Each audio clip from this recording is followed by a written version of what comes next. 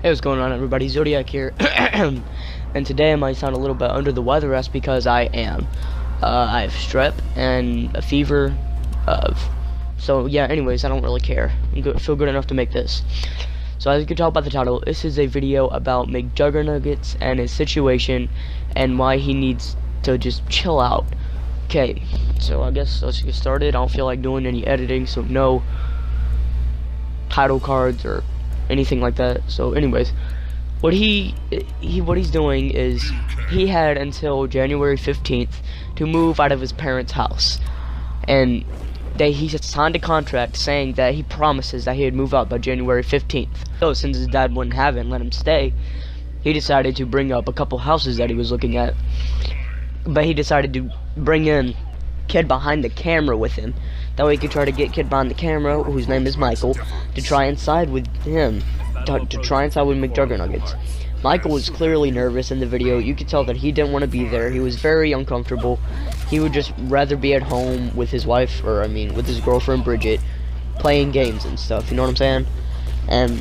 But instead he was there having to try and help Jesse with something that Jesse had no idea what to do, which is okay. I mean, whenever I'm having trouble, I try to get a friend's help too. I mean, it's normal. But this is gonna be insane. So while they were house hunting, Michael and Jesse, Kid Behind the Camera, and Mcjuggernuggets found this house that was $78,000, but it had black mold, quote unquote black mold. And if you don't know what black mold is, it's what people use as an excuse to get somebody to not do something. Like, he says, well, I can't have this house that has black mold in it, whenever there wasn't any in it. Now, there probably was mold that was black in it, but the way he said it makes it seem like it's the excuse one. And even if it wasn't, you could clean up the black mold very easily. The fixer-upper house, as they said in the video. And if you watch Mcjuggernuggets, you'll know how he is. You try to help him out, he won't hear it. He will completely just ignore anything that you have to say. And if you try and try and try as hard as you can, he'll disagree with you unless it's his idea. He makes somebody else's idea sound like his own. So anyways, that was the $78,000 house, which was not good enough for him. And so there's also this $500,000 house, $500,000 house, and he really wanted it, but he obviously didn't have the money for it. And his excuse of why he wanted it was because he, quote unquote, loved the house. Oh man, I'm dying. Anyways, he, quote unquote, loved the house. He also said that he wanted that to be a YouTuber house, like, you know, Jake Paul with Team 10, or the Face House, or the Cloud House, I think it's called. But he doesn't realize that the only people that would even be living with him or maybe his cameraman Swift and his friend Dom. So that's already a problem. And also, he doesn't have a real job other than YouTube, and he only has 3 million subscribers. Now I know someone coming from me, I'm a 14-year-old that has 60-something subscribers, so I mean, I can't really judge what he's doing. But I do understand like what's going on and why he's in the wrong for what he's doing. So Jesse thinks that he needs this $500 house because what he thinks about in his head is that he's gonna get all kinds of people to come live with him. It's gonna be great because everybody makes a certain amount of money. They could all pitch in for the bills. They could all pitch in for the bills. It'll be financially great is what he's thinking about, with multiple people in there, which he's not wrong, but he doesn't have multiple people to be in there. So that's already one downer, I guess you could say. I don't know what to call it. Also, since he can't pay the bills or anything, the lights will be off, and then he'll expect his dad to do it. Second the lights go out or water stops working or whatever, he will call his dad, hey dad, can you pay my bills because I don't have a real job and I bought this house that is too expensive and really useless, just useless house.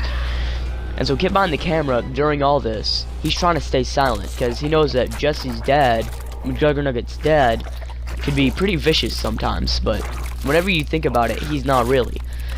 And then you have Jeffrey, Mcjuggernuggets' brother, doing things like inviting people to a small pool shed without asking. And then Jesse sees that and he thinks, well, I could just live in this. No, because it's still on his dad's property, and he doesn't even want anybody else living in the pool shed. So he's stuck in this situation where he needs a house, but he wants a $500,000 house that he thinks that he will be able to take care of by himself, but everybody else knows that he won't. And he needs to learn that. He's 26 years old, but he acts like he's 14 instead of me. And at least right now I'm looking for a job, you know. I'm trying to get things worked out. I'm only 14. I'm trying to get a job, you know, make a little bit of money. That's not bad. It's not bad at all. I can put in for a bank account, save up to get a car, because I'm 14. By the time I'm 16 or maybe 17, I'm gonna be trying to buy a car, and that's why I'm saving up now. And also, I gotta have some good credit, so maybe I'll put it on a credit card. But anyways, enough about me. And Kid Behind the Camera keeps on saying about how he wishes that Jesse Mcjuggernuggets was not in this situation. And he wants to help him, but every single time Kid Behind the Camera tries to let Jesse live with him, Jesse goes through his stuff, tries to snoop around in all of his things, his private property. And so he gets kicked out and goes straight back to his house. That's happened at least 3 times or 2 times by now. And yeah, it's basically all that I could say. It's really disappointing. If you don't know who Mcjuggernuggets is, go check out his channel. It's actually not too bad at all.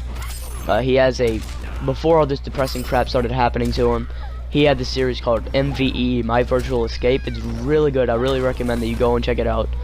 But other than that, his channel is kind of dying.